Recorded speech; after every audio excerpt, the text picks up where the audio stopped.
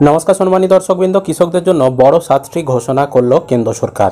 এই কিছুদিন আগেই মোদি ক্যাবিনেট বসেছিল, মোদি মন্ত্রিসভার যে ক্যাবিনেট, সেখানে সিদ্ধান্ত নেওয়া হয়েছে কৃষকদের জন্য বেশ কিছু গুরুত্বপূর্ণ কাজ করা হবে বা প্রকল্প রূপায়ণ করা হবে।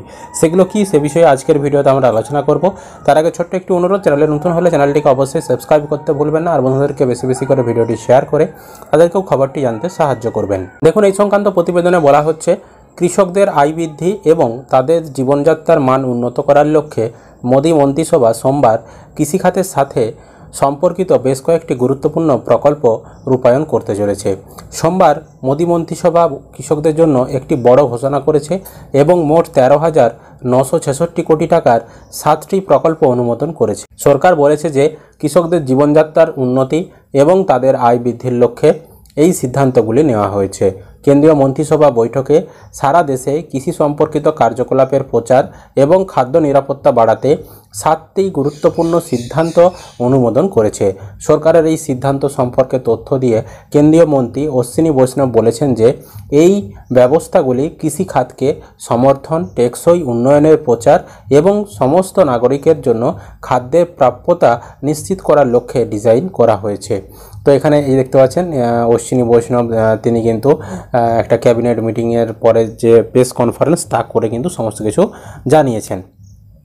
তারপরে দেখুন, এখানে বলা হচ্ছে এই স্কিমগুলির জন্য অনুমোদন দেওয়া হয়েছে। এক হচ্ছে ডিজিটাল কৃষি মিশন। সিদ্ধান্তগুলি সম্পর্কে তথ্য দিয়ে অশ্বিনী বৈষ্ণব বলেছেন যে প্রথম গুরুত্বপূর্ণ সিদ্ধান্ত হলো ডিজিটাল কৃষি মিশন। এটি কৃষির জন্য ডিজিটাল পাবলিক কাঠামো আর্কিটেকচারের আদলে তৈরি করা হচ্ছে। কিছু ভালো পাইলট প্রকল্প শুরু হয়েছে এবং আমরা সাফল্য অর্জন করেছি। মোট 20,817 কোটি টাকা বিনিয়োগের সাথে ডিজিটাল কৃষি মিশন স্থাপন করা হবে। 2 বলা হচ্ছে খাদ্য ও পুষ্টি নিরাপত্তার জন্য শস্য বিজ্ঞান। আরেকটি গুরুত্বপূর্ণ সিদ্ধান্ত হলো খাদ্য ও পুষ্টি নিরাপত্তার জন্য শস্য বিজ্ঞান প্রচার করা। এর অধীনে 3,979 কোটি টাকা ব্যয়ে কৃষকরা জলবায়ু পরিবর্তন অনুসারে ফসল ফলানোর জন্য প্রস্তুত হবে এবং 2047 সাল পর্যন্ত খাদ্য নিরাপত্তা পাবে। তারপর কৃষি শিক্ষা ব্যবস্থাপনা এবং সামাজিক বিজ্ঞানকে শক্তিশালী করা। কেন্দ্রীয় সরকার কৃষি শিক্ষা ব্যবস্থাপনা এবং সামাজিক বিজ্ঞানকে শক্তিশালী করার জন্য 2,291 কোটি টাকার একটি প্রকল্প অনুমোদন করেছে। এর আওতায় বর্তমান চ্যালেঞ্জ মোকাবিলায় কৃষি শিক্ষার্থী এবং গবেষকদের প্রস্তুত করা হবে।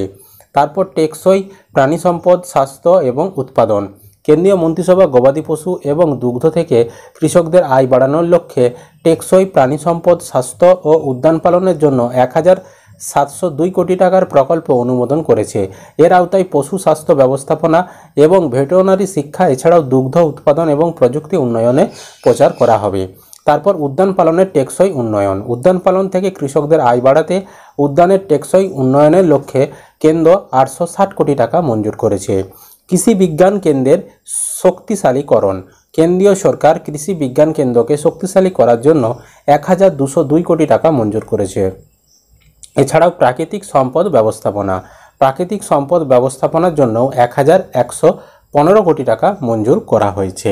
তো এইগুলো কিন্তু কৃষকদের জন্য মঞ্জুর করা হয়েছে বা এই প্রকল্পগুলি রূপায়ণ করা হবে। এর ফলে কৃষকরা প্রত্যক্ষ বা পরোক্ষভাবে উপকৃত হবে। সেটা শুধু পশ্চিমবঙ্গ কেন, সমগ্র ভারতবর্ষের কৃষকরাই কিন্তু এই প্রকল্পগুলির কারণে কোনো না কোনো দিক থেকে অর্থাৎ পরোক্ষভাবে উপকৃত হবে। সেটা যাতে চাষবাসের ক্ষেত্রে বা ভবিষ্যতে চাষবাসের ক্ষেত্রে, টেকনোলজির ক্ষেত্রে বা উৎপাদনের দিক থেকে। এই ছিল আজকের আপডেট। আশা করি আপনারা ভিডিওটা বুঝতে পেরেছেন। যদি ভিডিও ভালো লেগে থাকে অবশ্যই কিন্তু একটি লাইক করবেন। ইউটিউব থেকে দেখলে চ্যানেলটি সাবস্ক্রাইব করতে ভুলবেন না, আর ফেসবুক থেকে দেখলে অবশ্যই পেজটি ফলো করে রাখবেন।